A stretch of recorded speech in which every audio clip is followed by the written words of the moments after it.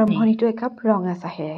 তাৰপিছত এয়া অকণমান আজৰি হৈ নিজৰ ৱাৰ্ডৰোবটোকে চাফা কৰোঁ বুলি এটা এটাকৈ কাপোৰবোৰ এবাৰ উলিয়াইছোঁ আৰু এবাৰ আকৌ এটা এটাকৈ সোমোৱাইছোঁ। আচলতে এইটো মোৰ চখ। ঘৰলৈ যেতিয়াই আহোঁ নিজৰ ৱাৰ্ডৰোবটো এবাৰ খুলি খালি চাওঁ, আকৌ এবাৰ পৰিপাটিকৈ জাপি থওঁ। সকলোৰে চখবোৰ বেলেগ বেলেগ হয়তো, মোৰ চখটো কিন্তু ইয়াতে। তাৰপিছত সেয়া অকণমান আজৰি হৈ বাহিৰতে বহিলোঁ। এইজনী মোৰ ভতিজী, এইবাৰ নতুনকৈ স্কুল গৈছে।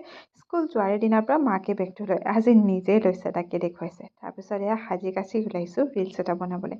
ওলাই মই এটা কথাই অনুভৱ কৰিলোঁ যে যিসকলে সদায় ৰিলচ দিয়ে তেওঁলোকৰ কিন্তু যথেষ্ট কষ্ট হয়। ভিডিঅ' এটা দেখিবলৈ যিমান চফ্ট লাগে সিমান চফ্ট নহয়। গতিকে এটা লাইক দিয়াতনো কি যায়, নহয়নে? তাৰপিছত এয়া বজাৰৰ পৰা মায়ে অনা শাকখিনি সামৰিব ল'লোঁ।